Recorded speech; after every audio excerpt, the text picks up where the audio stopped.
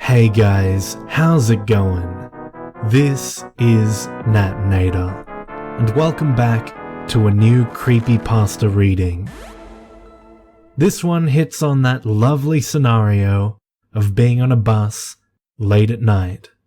And also, this story is written in the second person. It may not help the story in any way, but it's different, and I like different. So this one's titled Trash Bag. Now as always, turn out the lights, get comfortable, and let the story begin.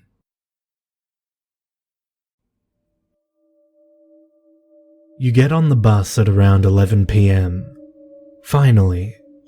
Later than you'd like. Much, much later. But at least, tired as you are, you're finally on, headed home for the evening. You hadn't expected the group meeting for your final project to drag on for so long. But your group got distracted and started amicably chatting about everything that wasn't related to the project before finally, barely, getting down to business. Upon leaving the library at last, you realize that you barely accomplished anything at all. But you don't really care about that right now. Right now, you only care about getting home. You make your way to the back, even though you're one of only 2 passengers. This is mostly out of habit, but also out of preference. You're used to sitting back there, and so you've grown fond of it. The other passenger is a man, seated in the middle left row. You've never been very good at guessing ages, but you know that he's much older than you. You've never been good at describing people, but you know how to describe him, just from what you can see of the back of his head. In one word even. And that word is weird. The man has a full trash bag next to his feet, on the public bus. What kind of person would bring trash on a bus? Is that even allowed? You've been kicked off for bringing on fast food before in the daytime, but you guess everyone, including the night driver, loses any motivation to care about much of anything at around 5 in the afternoon. You text your roommate and joke about it, hoping to give her a few laughs after her late weekend shift. The two of you have been friends since freshman year, and you know that she would get a kick out of the weird trash man. She doesn't reply. Must be in the shower. You wonder if the man is homeless.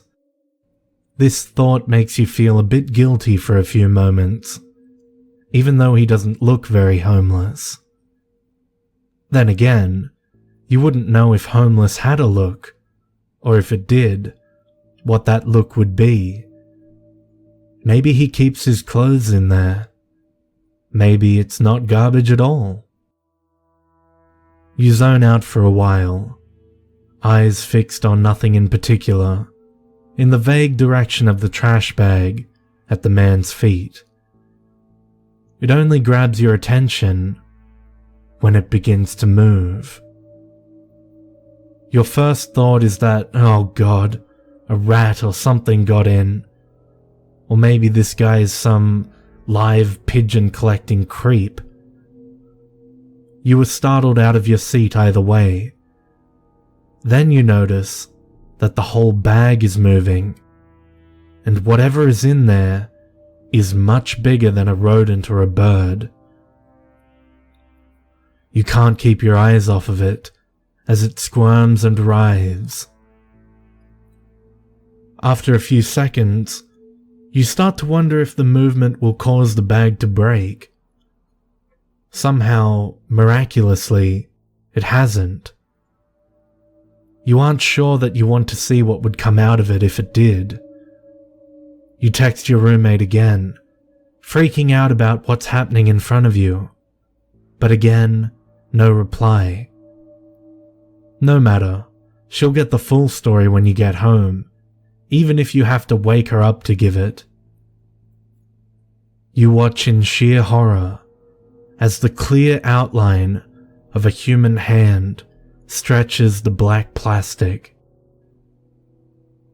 You can't see inside, but oh God, the implications of what this means hit you all at once, and you can't breathe.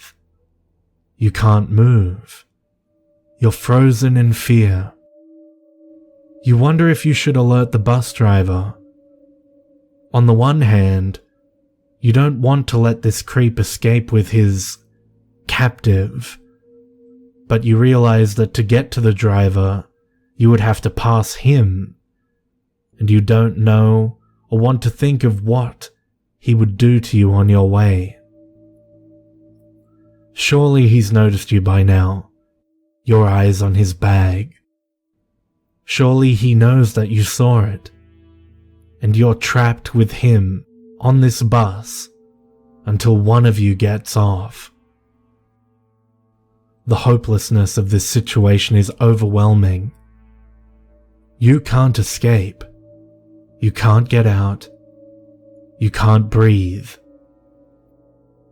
And then, at the next stop, he makes the decision for you.